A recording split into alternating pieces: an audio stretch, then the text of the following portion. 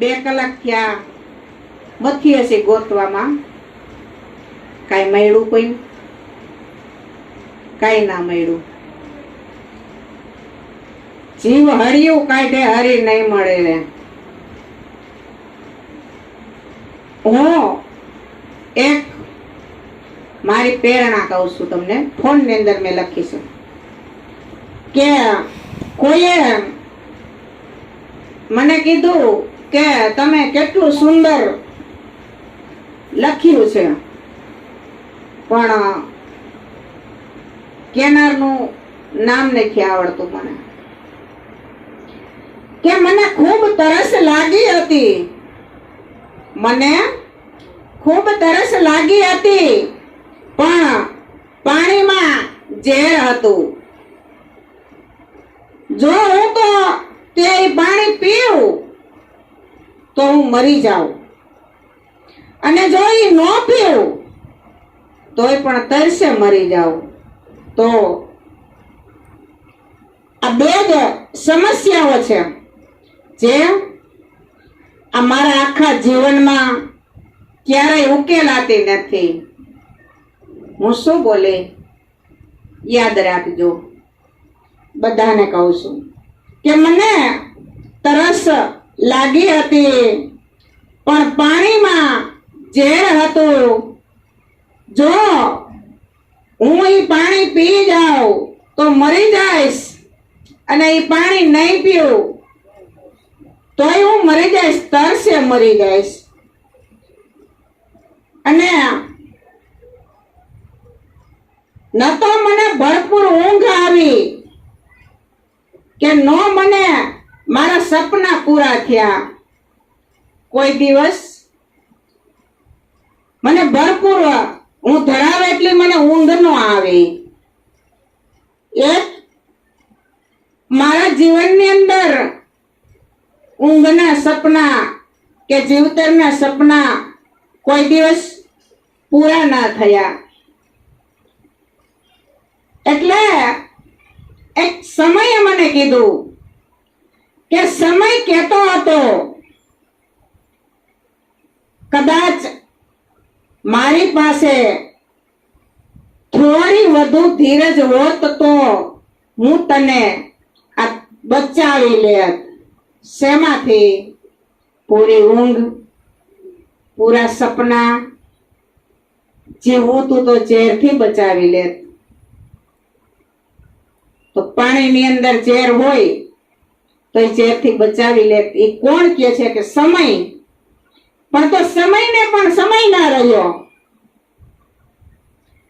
મને તારી પાસે ફરિયાદો તો ઘણી છે એ જિંદગીની, પણ હું ચૂપ છું, કારણ કે તે મને જે આપ્યું છે તે ઘણા લોકોના નસીબમાં પણ હોતું નથી. સરસ વાક્ય છે આ, જીવનની અંદર ઉતારવા જેવું છે. કે મારા પિયરમાં હું બહુ લાડકી હતી, પણ મારા લગ્ન પછી મને સારો જીવન સાથી ના મળ્યો, કે સારું ઘર ના મળ્યું. મારે જે સાહેબી જોતી હતી તે પણ ના મળી. સપના બહુ મોટા હતા, પૂરા ના થયા. આ સપનું સીતાજીને રાજમાં જ સોંપાતા જનક રાજાએ, પણ શું એના નસીબની અંદર સુખ નહીં હોય? સીતા તો મહારાણી, પણ એ તો એક મહાશક્તિ હતી.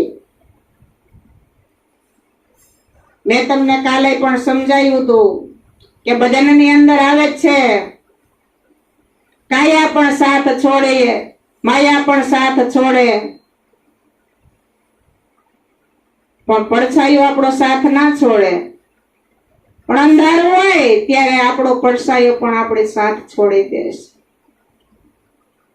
અંધારે ઉભા રહ્યો એટલે તમને તમારી છાયા તમને સાથ નથી આપતી, તો ભલામણા આખી રાવણ રચાઈ ગઈ. તો રામને તો છાયાએ સાથ આપ્યો છે. સીતાજી તો અગ્નિમાં હતા. એને તો દિવસ રાત અંધારું હોય કંજવાળું હોય તો એને છાયાએ સાથ આપ્યો છે. આવું જ હું તો આ જીવનની અંદર બધાને કહેતી જ રહું છું. જ્યારથી મને સમજણ પડી ત્યારથી કે એક ગુરુ હતા અને એક શિષ્ય હતા. એ ગુરુજીએ શિષ્યને કહ્યું ચાલો આપણે બારગામ જવાનું છે.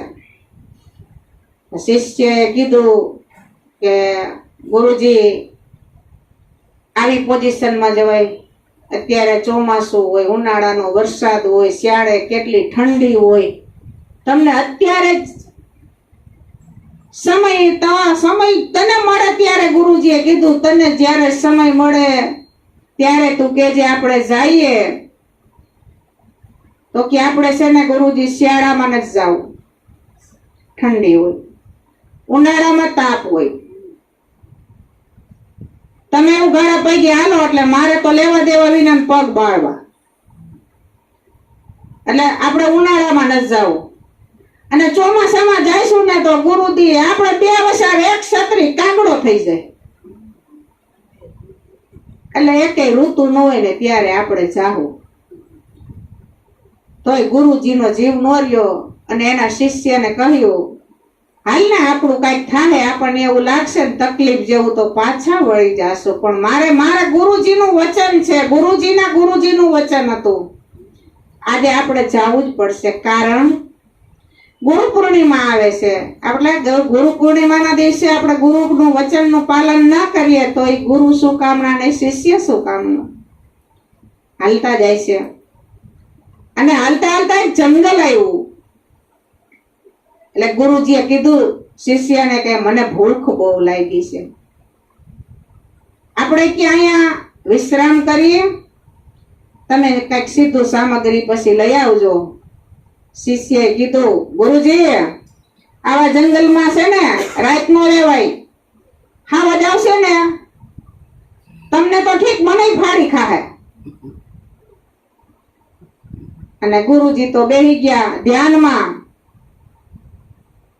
અને તો એના જપ ચાલુ કરી દીધા. અજંપાના જપ ચાલુ કરે છે. અજંપો એટલે શું કે આપણને નીંદર ન આવે ને એમ કે અજંપો થયો, પણ તને શેનો અજંપો થયો એની ખોજ ના કરી.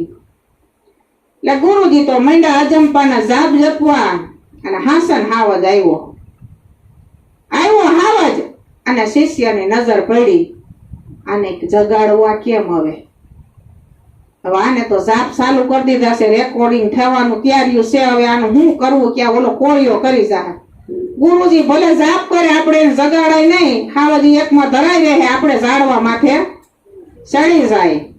શિષ્ય તો ઝાડવા ઉપર ચડી ગયો, વાટ જોવે, આવ્યો ત્યાં હાવજ આવી ગયો અને એને અજંપાના જાપ જપતા હતા ગુરુજી, અને ઈ હાવજના કાનમાં પડ્યા અને હાવજે તો 3 પરિક્રમા કરી, લાંબા પગ કરી અને ગુરુને નમસ્કાર કર્યા. અરે વાહ રે સદગુરુ, મને એક વખત મનુષ્યનો અવતાર આપજો, કારણ કે મારે તમારી પાસેથી આવો બોધ લેવો છે, આવું જ્ઞાન લેવું છે, મારે મારા અંતરના દ્વાર ખોલવા છે. અને ઓલો શિષ્ય તો બેઠો બેઠો જોવે છે, હાય કે હું ખોટો ઝાડવા ઉપર ચડ્યો, હું બેઠો હોત તો મને પરિક્રમા કરત. એટલે મારો કહેવાનો હેતુ એ છે કે આમાંથી જેટલું સાર મળે સાર ગોતો. સાર કોને મળે? જેનામાં ખાર હોય ને એને ન મળે. ખાર હોય ને ત્યાં સાર જામી જાય, અને સાર ગોતવો હોય ને તો આપણે આ ગાંડાની વણઝારમાં જવું પડે. શેની પાસે જ્ઞાન હોય ને એની બ્રેક વિનાની ગાડી હોય, એમાં બ્રેક ના હોય, એટલે એમાં બેસવાનું. આપણે બ્રેક વાળી ગાડી તો નક્કી નહીં કયા સ્ટેશને ઉભી રહે, નાસ્તામાં વહી જાય. એટલે સંગતું કરો તો તમે એવાની કરજો જે વચનમાં હોય ભરપૂર. ગુરુ ધારો તો તમે એવા ધારો કે સૂર્ય છતાં ઉગે ને અંધારા થઈ જાય ને આ પ્રકાશ પ્રકાશ ફેલાઈ જાય. આપણા ગુરુજી આવતા હોય ને તો આપણને પેટમાં શેવડો પડી ગયો હોય, ઓચિંતાના મારા ગુરુજી આવ્યા કાંઈક બનાવે છે. અને ગુરુજી ઓચિંતા ના આવે ને એને જ આવ્યા કહેવાય. લોદર તોડી તોડીને ગુરુજી નું આવે. અમારે ઘીરે એટલા હજાર દેવું તમે પધરામણી કરી જાઓ, ત્યાં ગુરુજી ન જવાય. 1000 ની નોટમાં ન જવાય.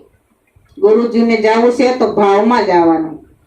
અને અંદરના પટ ગુરુજી ખોલે, ભેદીઓનો કાન ગુરુજી ખોલે. જ્યાં સુધી તમારા કાનમાં તમારા અંતરાત્મામાં ભેદ છે ને, ભેદ એટલે એમાં લૂણો લાગે. લૂણો લાગશે ને એટલે મનશે કાટ ખરવા. ઓટોમેટિક આપણા શરીરની અંદરથી મંડે કાટવા. એટલે કાટ લાગે એટલે હળો બેહી ગયો, સમજી લેજો. આ એક પ્રસંગ, આ તો હું મારા અનુભવનો જ કરું છું.